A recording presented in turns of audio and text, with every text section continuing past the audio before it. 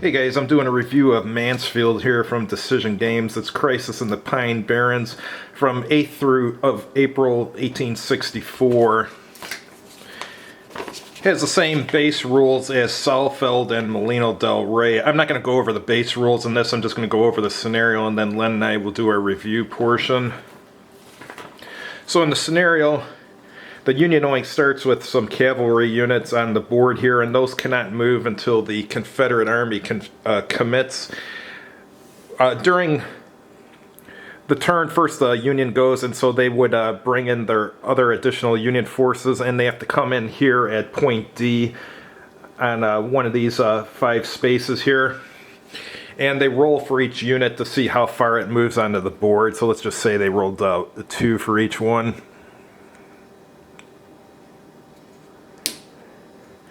And the Confederates, when they come in, they come in down here. They choose if they're coming in at A, B, or C. Let's say they're coming in at B. So you put them off board right by there, and they can't come in on the same turn as they enter this deployment area. They come in on the following turn. And then so on the second turn, Confederates will get reinforcements the third turn too, and then Union gets it on the 4th, and Union gets it on the 5th. Let me go over the victory conditions for this. Oh, one other thing I want to mention about this, this has dismounted cavalry. So you can dismount your cavalry, and normally you'll put a counter on it that gives them some negatives for dismounting, but if it has a D on it like that one does, it doesn't get the negatives. So for a Union major victory, they win if at the end of the game there's no Confederate units adjacent to these 5 hexes up here. And the Confederates get a major victory if there's no Union units either on a road hex or adjacent to it. So it's possible for both the Union and the Confederates to have a major victory.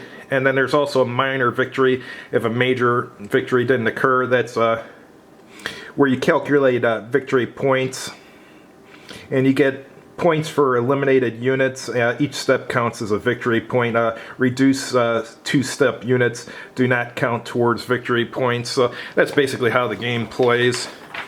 Check out my review for Molino del Rey. That goes over the base rules. That will show you the how the base rule set works for this. So we'll go to the review portion now.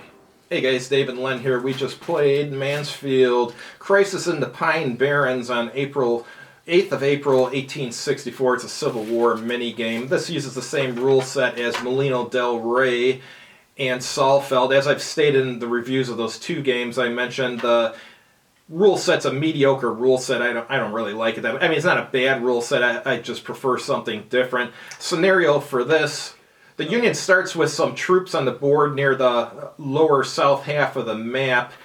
And then the Confederates enter the battlefield over several turns, and they enter, first they enter a holding area 1 turn, and then the next turn, or any turn later, they can actually enter the map. So for the Union to win, they have to make sure that there's no Confederate units adjacent to their these 5 specific hexes on the north edge of the map. But for the Confederates to get that's for the Union to get a major victory. For the Confederates to get a major victory, there has to be no Union forces that are adjacent to or on the road on the map. The way the game's set up, it's really a bad scenario, and I'll explain why. The reason it's a bad scenario is because the Union's always going to win, or nearly always going to win. The Confederates stand no chance with the crap where it takes 2 turns for a unit to enter the battlefield, because there's only 6 turns in the game. So by the time the Confederates actually make it past the Union's blocking forces and make it towards the north end of the map, they've pretty much run out of time. So it's a mediocre set of rules with a poor scenario. So I mean, it pretty much tells you what I think of the game. What do you think of it, Len? Well, first it has one great obstacle. It is historically, it's a terrible battle.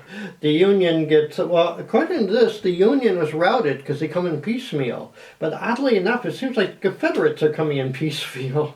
I mean, this would be a whole different game if all the Confederate forces came in on turn 1. Right, or if pounced on them. And if it only took 1 turn for the Confederates to come on, like when they come on, they could actually enter the map instead of entering the holding area and not being able to enter until the following turn. That 2 turns for them to enter really hurts the Confederates. If it just took one turn for them to enter the turn that they're supposed to enter on, they might actually win a few games occasionally. But the way it's set up, they're not going to win many games. And supposedly they won it in real life. So right. Yeah, if they came out, because the thing is, this is one of those, if you're the Union player, you just kind of blunder to victory if you slow down, just put enough units as roadblocks, not roadblocks, road bumps. Yeah. And I was saying, last turn I was attacking, you're supposed to get a major victory, I have to get to that hill, and I was attacking the units that were in front of it. And in a couple of turns I could have made it, but I ran out of time. Right, yeah, the 6 turns just wasn't enough.